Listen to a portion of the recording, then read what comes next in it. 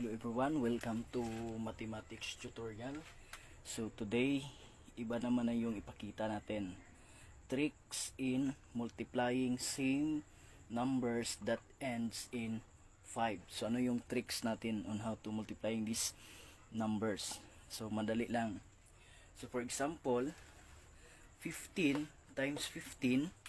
So we have, tandaan lang itong tricks na mas madali. 5 times 5, that is 25. Next, dito, tingnan natin yung number dito. That is 1. So, ano ang kasunod ng 1? Okay, that is 2. So, 2 times 1, that is 2. So, that is 225. Ang kasunod lang ng 1. Next, dito, 25 times 25. So, 5 times 5, that is 25. Next, ano ang kasunod ng 2? Okay, that is 3. So 3 times 2, that is 6. Okay, this one 35 times 35. So 5 times 5 is 25. Then anong sunod ng 3? That is 4. So 4 times 3, that is 12. So 1225.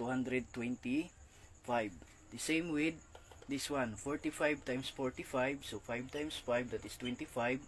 Then ang sunod ng 4 is 5. So 5 times 4, that is 20. So that is 2025.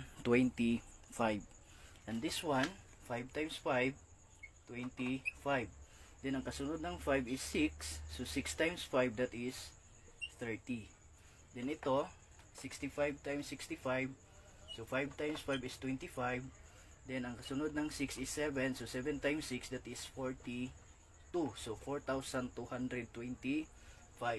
And this one, 75 times 75. So 5 times 5 is 25.